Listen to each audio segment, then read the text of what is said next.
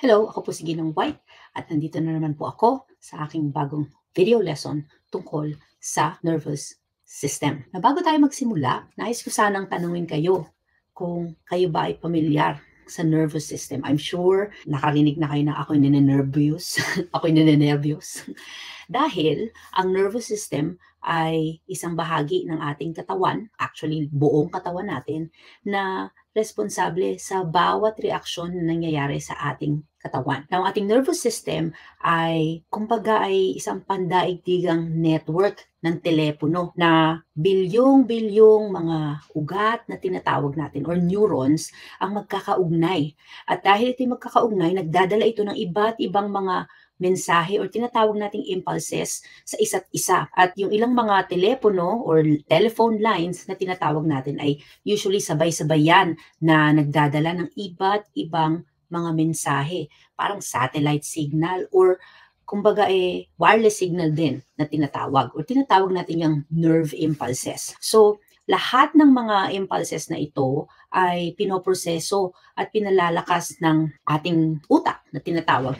At syempre, lahat ng mga impulses na yan in-interpret ng ating utak at na-interpret na ng ating utak ang iba't ibang mga senyales na ito. Ang output usually ay either paggalaw ng ating mga kamay, pag-turn ng ating ulo, at iba't ibang mga galaw na kailangan natin sa pang-araw.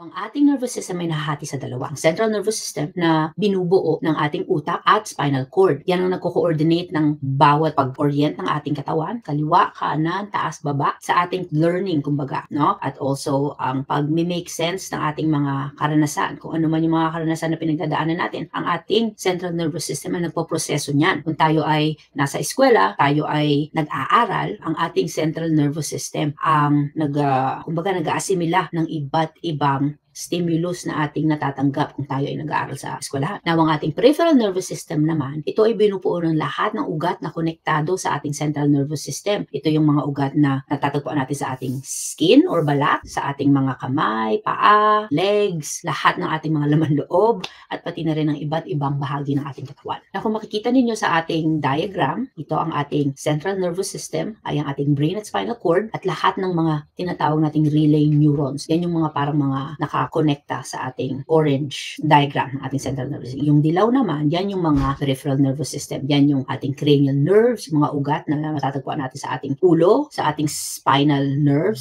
sa likod. Peripheral nerves, yan yung ating mga kamay, paa, legs, and all that. At lahat ng yan ay binubuo ng ugat na tinatawag nating sensory neurons at motor neurons. Now, merong dalawang dibisyon ng central nervous system at peripheral nervous system. Ang isa dyan ay ang somatic nervous system. Now, ito yung responsable sa mga voluntary movements. So, pagka sinabi mo, taas ang kamay, baba, sarado ang kamay, yan yung voluntary movement na tinatawag. Now, involuntary movement, yan yung paghinga, yung paggalaw ng mga mata natin, yung pagtibok ng puso, yan yung mga involuntary movement na tinatawag. At ang ating autonomic nervous system ay nahahati sa dalawa, ang sympathetic at ang parasympathetic. Now, ang sympathetic ay naglalabas ng tinatawag nating norepinephrine na usually nagkokontrol ng ating fight or flight or instinct na tinatawag, kumbaga parang survival mode na tinatawag. Yan yung sympathetic. Now, yung parasympathetic naman, naglalabas ito ng acetylcholine, kumbaga yan yung ating relaxation, which nagre-relax ng ating mga muscle glands na tinatawag. So, yan yung ating parasympathetic.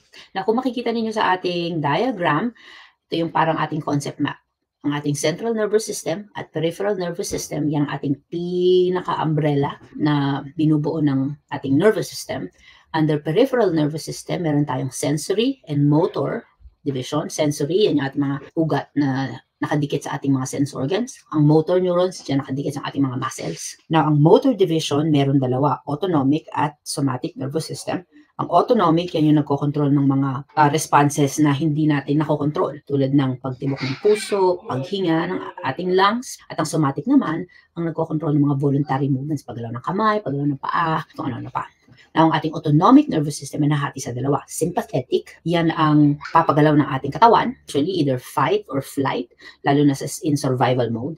At ang parasympathetic naman, yan ang nagko-conserve ng energy ng katawan. Kumbaga, pinare-relax ang ating katawan na tinatawag nating rest and digest response. Now, merong tatlong major parts ng homeostatic system na nag-handle ng pag-react ng ating katawan sa stimuli na tinatawag o yung outside forces, no, na apekto ng ating nervous system. Nagsisimula ito sa tinatawag nating sensors o na tinatawag nating receptors. Halimbawa, humawak kayo ng mainit na pagkahawak ninyo, ang sensors ang unang-unang makaka-detect ng stimulus na ito. Ngayon, syempre, ang ating skin or balat ang makakaranas ng init ng ating kawali. Ito ay matatanggap ng tinatawag nating integrator. At ang integrator na ito, ang usually nagdadala ng signal or nagdadala nitong response na to ng signal papunta sa ating effector cells. Usually, ang effector cells natin yung mga muscles natin, na once na matanggap nito ang signal, tsaka mapaprocess ng brain na mainit yung kawali. So, yun ang tatlong major parts ng homeostatic system kung paano natin naramdaman na malaman natin na mainit pala yung kawali, all the way to ating response na syempre tayo ay mag-withdraw ng ating kamay